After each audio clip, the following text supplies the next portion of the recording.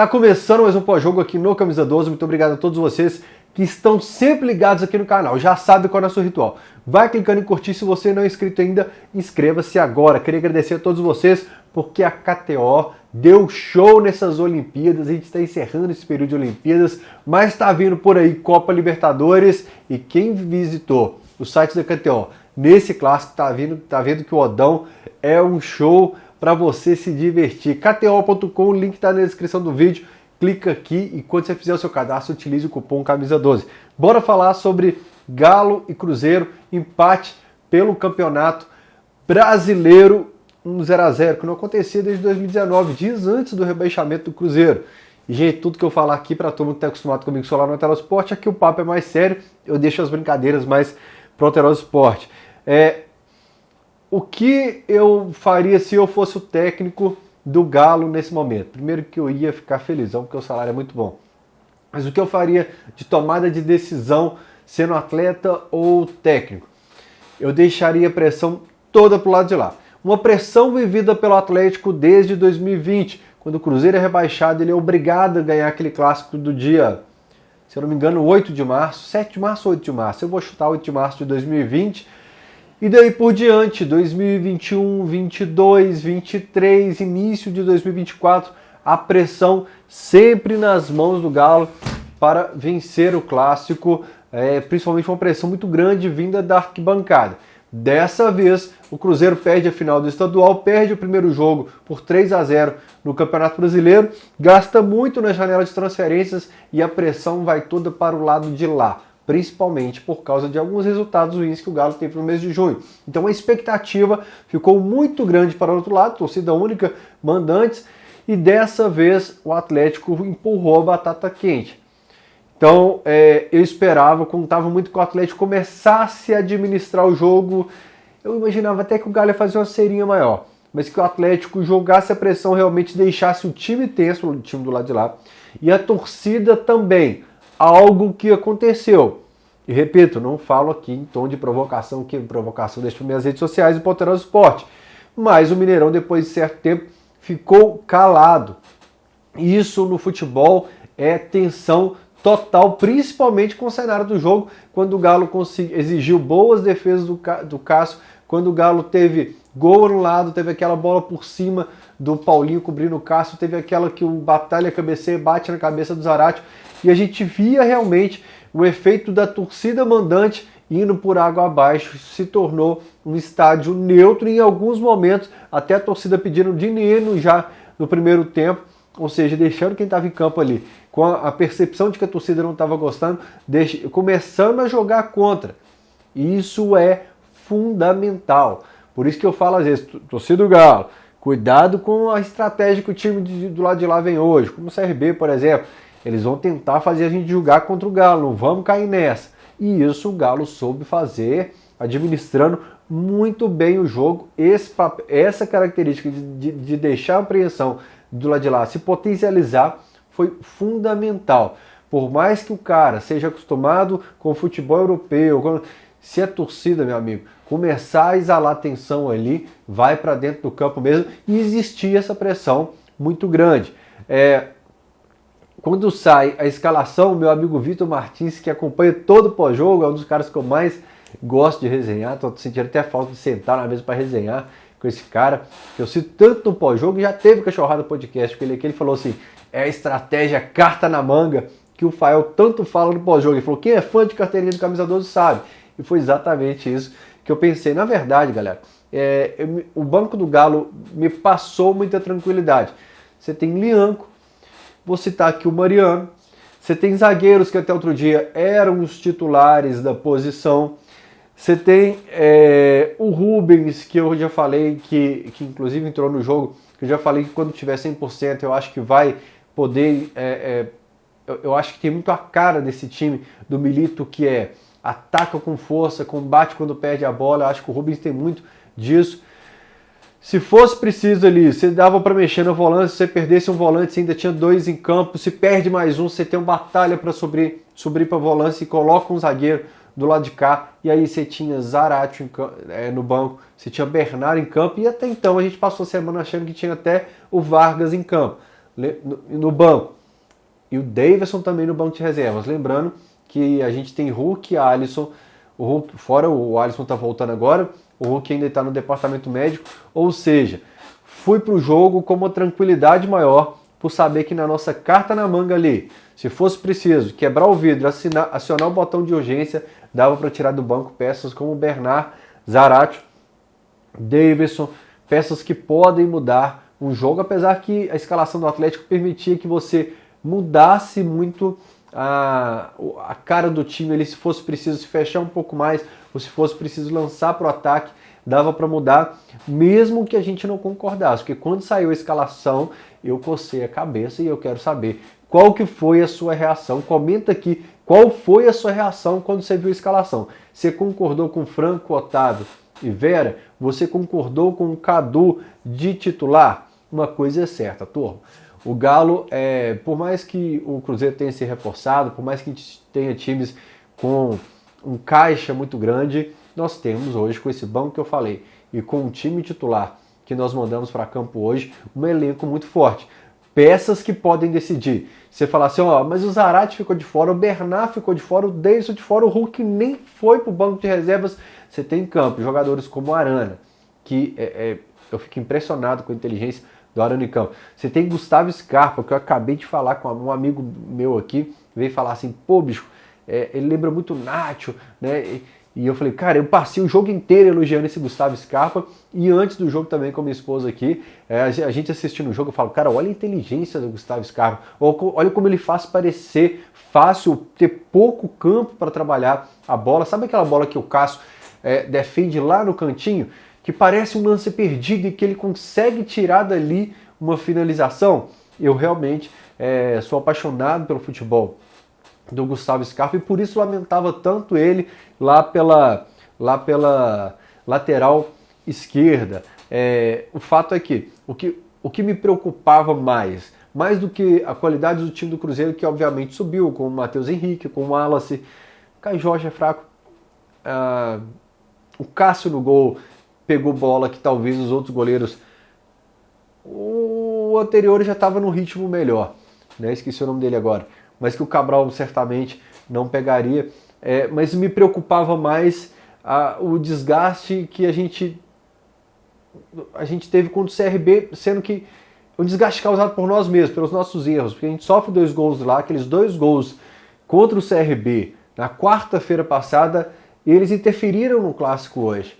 Eu tinha medo do desgaste do time, porque o Cruzeiro não jogou na quarta-feira passada, está eliminado da Copa do Brasil, e não jogou nessa semana. E o Galo teve Alagoas, viajou direto para Criciúma, teve o jogo contra o Criciúma e veio para cá para pegar o CRB também, mesmo conseguindo descansar a turma ali na reta final do segundo tempo. Eu acho que fez diferença hoje, principalmente na tomada de decisão do Milito. Então, assistindo o jogo hoje, eu conectei lá com aqueles 2 gols sofridos nos 15 minutos iniciais para o CRB, porque dava para descansar uma turma maior por mais tempo no jogo de volta contra o CRB, não precisava de uma intensidade tão grande no primeiro tempo, mesmo se para a turma que fosse para o campo não precisaria, mas passado é passado, então não dá para ficar chorando o tempo todo. Um jogador que eu estava com uma expectativa muito grande dele no Clássico era o Bernard, obviamente pela identificação que tem com o clube, com a torcida. Em 2012, quando o Galo vai para a Libertadores, eu acho que ele é um dos jogadores que marca gol naquela vitória. Eu confundo um pouco o 3-2 contra o Cruzeiro, encerrando o Campeonato Brasileiro de 2012, com o 3-0 no primeiro jogo da final do Campeonato Mineiro. Eu sei que o Marcos Rocha fez gol, o Bernard fez gol, então eu acho que o Bernard faz o 3-2. E no 3-0, gente, podia ter sido um placar bem mais elástico, né? O Cruzeiro, acho que, por coincidência, o Cruzeiro teve só uma bola na trave de perigo, como foi hoje, com o Diego Souza. Vocês me lembram aí. E para pensar, gente, lá se vão 12 anos. O menininho que tinha 6 anos lá agora, ele pode tirar carteira esse ano aí, porque lá se vão 12 anos. Vocês não ficam assustados? Eu sei que eu falo isso de vez em quando, mas eu fico perplexo, como diria o poeta, fico perplexo com isso, como que parece outro dia, sabe? O Ronaldinho chegando, e lá se vão 12 anos, gente. Mas vamos voltar aqui pro pós-jogo. Quando o Milito chega ele faz as finais do Campeonato Mineiro, o 2-2 e o jogo do título, ele percebe como joga o Cruzeiro e ele muda o Batalha principalmente pensando em travar o Matheus Pereira. Matheus Pereira não fez um bom jogo contra o Atlético, não conseguiu fazer uma boa final contra o Atlético e no Campeonato Brasileiro também não. O Milito percebeu que travando o Matheus Pereira, ele trava praticamente toda a criação do Cruzeiro, todo o poderio ofensivo do Cruzeiro. Como o Caio Jorge não é um grande jogador, ficou uma ilha isolada lá na frente, só restou o Cruzeiro as jogadas com o Barreal pela ponta esquerda, que foram as de maior perigo. Não, teve a bola na trave no fim do jogo, mas até então tinham sido as duas do Barreal pelo lado esquerdo, em desatenções e lances bobos ali, erros nossos mesmo ali pelo lado direito da nossa defesa, lado esquerdo do ataque cruzeirense, em que o Barreal consegue suas jogadas, seus chutes para fora ali. Fora isso, travando o Matheus Pereira mais uma vez, o Milito é como se jogasse uma ferramenta ali, uma chave de fenda naquelas engrenagens que estão funcionando e o time do Cruzeiro emperrou. Tem jogos do Cruzeiro que eu assisto que eu percebo que faz boas, excelentes, ótimas partidas e hoje mais uma partida apagada do Matheus Pereira que eu achei até que tinha se segurado contra o Fortaleza. Assisti o jogo por ser uma partida anterior ao Clássico. Eu trabalho com futebol, normalmente eu assisto sempre que possível, assisto aos jogos que estão ao meu alcance. Esse do Fortaleza eu fiz questão de assistir por ser antes do Clássico. Já tinha achado o Matheus muito apagado e tinha achado que algumas peças do Cruzeiro estavam apagadas até se guardando para o Clássico, com medo de tomar cartão, como era o caso do João Marcelo, do William, que sai no intervalo. Mas hoje, mais uma vez, o Matheus Pereira foi muito apagado. Então eu acho que o Milito, a gente citava a Hulk dependência no Atlético, no momento em que o Hulk, se não brilhava, se não estava tão inspirado assim, travava todo o time do Atlético. Eu acho que o Milito, ele se comporta muito assim com o Matheus Pereira quando enfrenta o Cruzeiro. Ele já percebeu que travando o Matheus Pereira ali, congestionando um pouco mais esse meio campo ali, sem deixar ele ter espaço para trabalhar a bola, para levantar, para pensar, para fazer um lançamento, infiltrar uma bola na área alvinegra, o time do Cruzeiro tende a não funcionar. E o Milito pensa diferente da gente também quando olha para esse time do Atlético. A gente olhava para o Batalha, via um jogador, chegou o Milito, viu outro jogador, de posicionamento o Milito vê diferente, em substituição ele vê diferente, ninguém cogitava. Tava eu e a Loura aqui assistindo. Aí tava quem que entrou no lugar do Paulinho? Foi o Bernard Zarate, foi nesse momento, né? E ela falou assim, vai sair o Paulinho, né? Eu falei, não, é a única substituição que eu sei, que ele não vai fazer, é o Paulinho, o único que eu sei. Aí a hora que saiu, ela me deu aquela olhada, sabe? Que a mulher quando fala nada, tipo, tá vendo como eu tenho razão? E saiu o Paulinho, então assim... Tem diversos, tá ela dançando do lado, comemorando aqui, tem diversos pontos desse time do Atlético. O Milito pensa diferente da gente, né, de utilização de determinado jogador, mas tem algo que ele faz que eu gosto muito, muito mesmo, e que ele dá uma leve pincelada na coletiva sobre isso, que é atrair o adversário para um lado, e de preferência para o lado direito. Se você pegar o mapa de calor da Globo no primeiro tempo, o Galo começava a atacar sempre pelo lado direito, finalizava pelo lado esquerdo. O Atlético tem muito isso de atrair, puxar para cá, mas deixar o corredor para o Arana. Tanto que ele fala sobre a utilização do Rubens pela direita, para deixar o corredor ali para o Arana. E na seleção, às vezes, dava um ruído de comunicação quando o Vini Júnior estava por ali também, porque faltava esse corredor para o Arana trabalhar com liberdade. E quando você está falando de Vini Júnior, a preferência na hierarquia, obviamente, vai ser do homem. Mas eu gosto quando o Atlético, e já citei isso em outro pós-jogo aqui, quando o Atlético começa a atacar por um lado, que seja o lado direito, que aciona ali o Scarpa, e o Scarpa tem qualidade, tem um cara que está agregando muito para fazer essa virada de jogo, que é o Otávio, mas já falo mais sobre ele. E deixa essa jogada morrer do outro lado, por quê? Ou o Arana vai finalizar com perigo. O Arana, cara, eu peguei os números de assistências e gols dele aqui, da reta final de 2023 para cá, estava trabalhando isso hoje de manhã, me impressionei. Ou o contrário, ou você atrai, principalmente quando o Paulinho cai para a esquerda, ou o Bernard atrai o adversário e pega o Scarpa, que tem um poder de chute fora da área, isso que o Atlético tanto sofreu com os adversários, com um chute, mesmo que seja de uma distância maior, o Scarpa tem com qualidade, Então, apesar de ter sido um momento rápido da coletiva do Milito ali, só alguns segundos aqui, eu falei, cara, eu gosto muito quando o Milito faz isso. Só que em determinado momento do jogo, o nosso ataque ficou meio isolado. O Galo começa bem, aí o Cruzeiro tem esses lances com o Barreal pela esquerda. Eu confundo um pouco o nome do Barreal com o Vidalba, então às vezes pode ser que no pós-jogo eu troque aqui. E nós vivemos um certo momento de ataque isolado. Eu achei que o Bernard seria esse cara que durante a partida pegaria essa bola e conectaria rapidamente, que a gente ia realmente segurar um pouco mais, que não ia se expor tanto contra o Cruzeiro, e que o Bernard seria esse cara que pegaria a bola e faria a virada de jogo rápido para conectar. Quando entrou não foi bem na partida e eu acho que às vezes faltou isso. Teve um momento que o Paulinho pegou na bola, falei, tinha um tempo já que eu não via o Paulinho sendo acionado por ali. Aí depois o Cadu participou, falei, cara, não foi acionado, sendo lançado também, ajudou muito nos combates quando o Galo perdia a bola.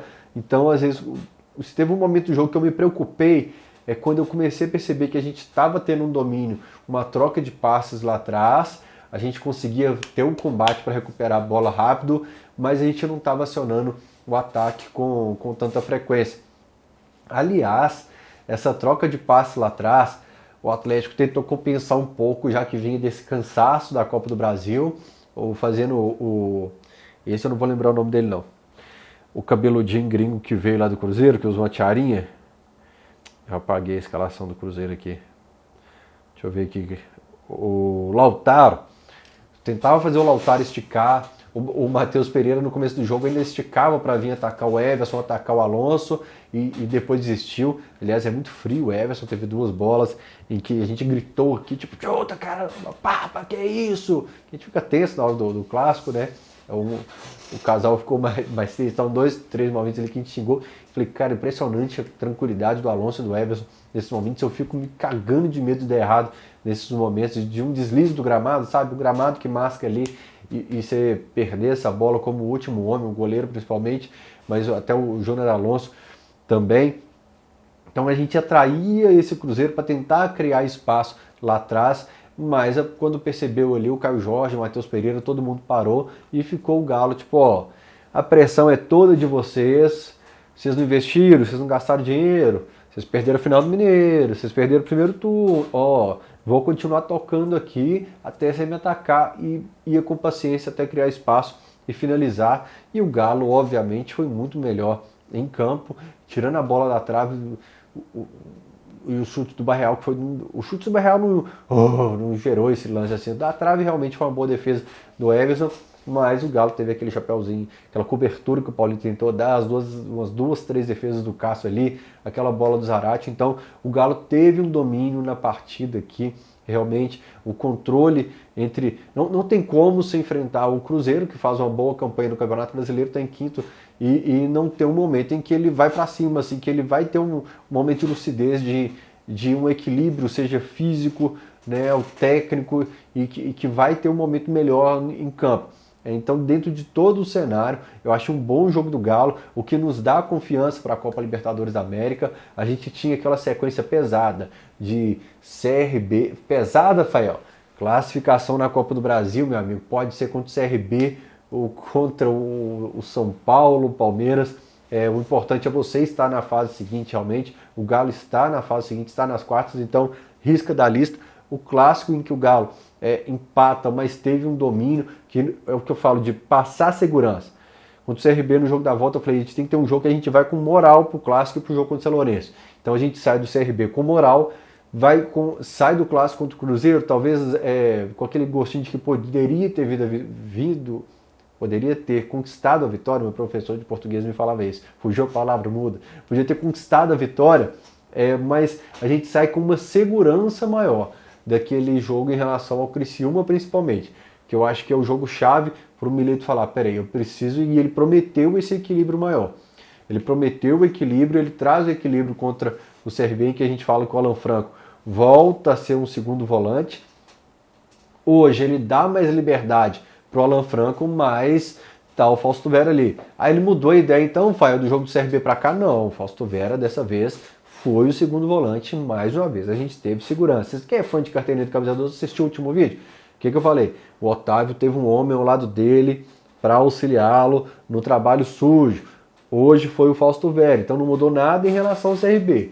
Teve o segundo volante do mesmo jeito ali. Se você pegar o mapa de calor do Júnior Alonso, da linha do meio campo para trás, o mapa de calor do Júnior Alonso, do Batalha e do Saravia, todos ali. O Vera acabando de lacrar esse meio campo aqui, fazendo uma blindagem aqui à frente da defesa também. Então, a palavra equilíbrio usada pelo Milito na coletiva contra o CRB pode se repetir hoje. Foi um time que conseguiu boa chance de gol, mas teve muita responsabilidade defensiva. Por isso eu falo, a gente sai com sensação de alívio contra o CRB e uma confiança de que a gente vai manter essa palavra equilíbrio para o jogo contra o São Lourenço na Copa Libertadores da América. Vieram as substituições, eu comparei até os números do Davidson com o Cadu ali, mas aí já começa a complicar, porque você tem cenários diferentes, você tem cansaço de algumas peças fundamentais que abastecem o atacante. O Davinho ainda acho que vai pegar ritmo, ele ficou parado de abril até agora, ele tinha voltado nessa reta final lá no Cuiabá, assim, fez gol contra o Palestino, eu acho, mas tantos meses, 4 meses parado,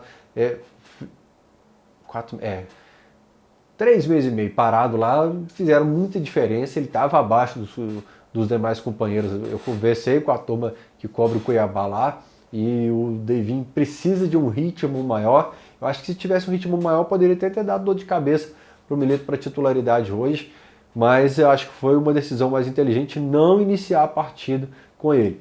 Eu não começaria com o Cadu, sabe?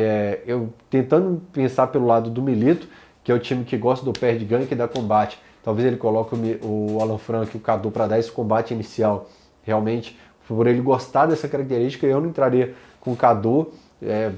Não vai entrar com o Bernard, que ele fala que o Bernard, fala na coletiva que o Bernard vinha da sequência desgastante de jogos. Eu optaria pelo Zaratio no lugar do Cadu, mesmo você tendo um homem a menos para frente, daria mais liberdade para o Scarpa talvez, mas eu entraria com um homem mais talvez no meio campo, talvez na liberdade para o próprio Zaratio, pela qualidade que tem, para dar esse combate alto ali, mas quando o Galo faz as substituições ali, o time cai de rendimento, começa a nos preocupar naquele momento ali, e ele faz algo até curioso, né, que é o Rubens pelo lado direito, porque o Filipão fala que nas fitas que ele assistiu do Zaratio, dá a impressão de que o pessoal da análise de desempenho do Atlético recomenda a utilização do Zaratio mais pelo lado direito, e ele faz o contrário, ele coloca o Zaratio pela esquerda, ele explica na coletiva o que ele gosta, qual a característica de cada um, quando ataca por dentro ou defende por fora, ele explica detalhadamente na coletiva. E tem um momento que ele até fala, ele consegui explicar para vocês, assistam sempre a coletiva. Dessa vez eu tomei um baile, fui esperar a coletiva na Itatiaia, rolou na TV Galo, eu preciso criar o hábito de abrir direto na TV Galo. Deixa eu ver o que mais que a gente falou. Acho que então, para encerrar sobre números de clássico, já está de madrugada, né? O jogo acabou 11h30, quando eu fui esperar a coletiva, esperar tudo, já era de madrugada, não foi culpa minha. O Galo contra o Cruzeiro mandante em Campeonato Brasileiro não vence o Galo desde 2013, no momento em que a gente usou o time reserva, né? Eu compartilhei algumas estatísticas, algumas curiosidades, curiosidades das minhas planilhas, e nos últimos 20 jogos o Galo ganhou 10, empatou 6 e perdeu só 4 no Campeonato Brasileiro, uma dessas 4 derrotas com um time totalmente reserva. Então, eu que sou meio fissurado por números assim, gosto de ter soberania aqui em Minas Gerais, de ter o Galo sempre com mais vitórias em clássico e tal. A gente passou um período ali dos anos 2000 ruins, e eu ficava acompanhando os números e falava assim, não pode deixar aproximar, e o Galo volta a criar uma vantagem, conquista o pentacampeonato mineiro, mantém ali esse número com o Cruzeiro comandante sem conseguir vencer o Galo. Eles não ganhavam desde 2016 em Campeonato Brasileiro, conseguiram aquela vitória na Arena MRV ano passado, mas já eram 7 anos sem conseguir uma vitória sobre o Galo no Campeonato Brasileiro, mesmo tendo passado 3 anos na Série B. Então eu acho que o principal de não ter perdido hoje foi fundamental para a gente ter essa questão de números na rivalidade aqui também fazendo valer. E a pressão ficou pro lado de lá. Como a gente só se enfrenta em 2025 agora, Então já serão 12 anos aí sem vitória do Cruzeiro comandante contra o Galo em Campeonato Brasileiro. Tá certo? Turma, tá aqui o link da KTO para você acessar lá agora e aproveitar. Tem Palmeiras e Flamengo hoje, tá cheio de jogo no Campeonato Brasileiro. Tem Série B também, ainda tem reta final de Olimpíadas e tem Libertadores. Já garante a sua aposta aqui, kto.com, o link aqui embaixo. Clica aqui. Grande abraço para vocês, até o próximo pós-jogo. Tchau!